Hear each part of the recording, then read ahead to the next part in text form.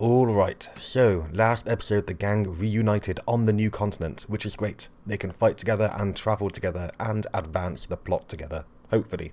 Also, Hikari joined the gang, which is probably the most important plot point that happened last episode.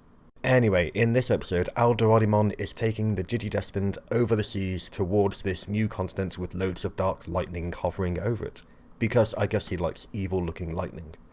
We find out that the Zuramon are still causing havoc in the real world, or rather in the network, which is causing havoc in the real world. Basically, even with Devimon gone, bad stuff still be happening, yo. Why is Hikari so goddamn creepy?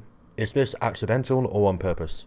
Takeru seems like he noticed that something's up with her. Maybe there is actually something strange going on with Hikari. She just keeps, staring emotionless. It's really, really weird. And Sora seems to think that the black lightning is getting worse in accordance with the disasters going on in the real world. Sure, whatever. And according to them, something bad is about to happen.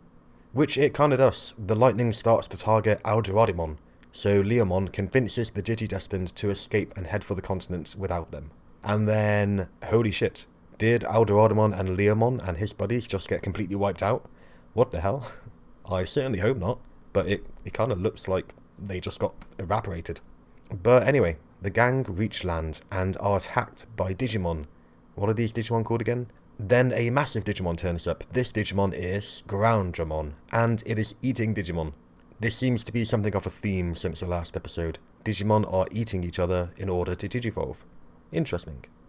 The gang start their super evolutions to combat this new ultimate.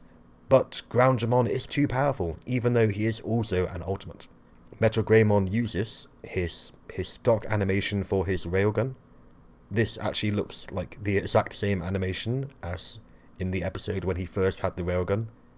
Let's compare the footage just to see if they are actually using stock animation for this. That would be quite funny.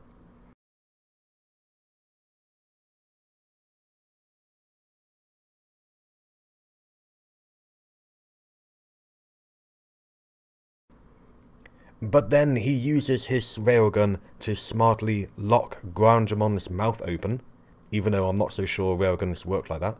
And the gang shoot it. They shoot their range attacks into his mouth to defeat it from the inside because their attacks couldn't damage his external shell. And together they defeat it. Koshiro, or Izumi, points out that if all the Digimon on this continent are at this level, then they're in trouble. And then DarkKnightmon turns up. He seems interested in Takeru and Patamon, but they won't back down. Is it time? Is it? Patamon glows, and yes, he digivolves. Angemon has returned. Oh, hell yeah. And then, cliffhanger time. And we get a new outro. How lovely. It's pretty jazzy.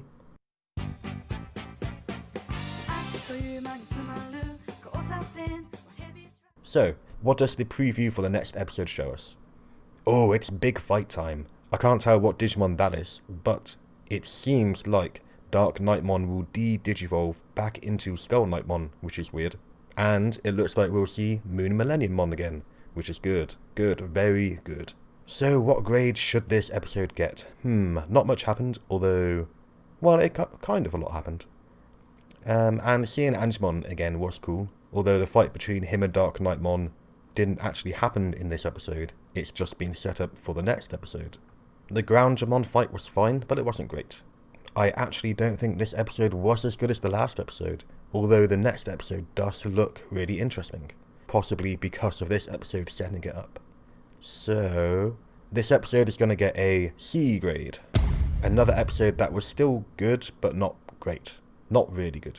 Next episode looks action-packed though, so see you then.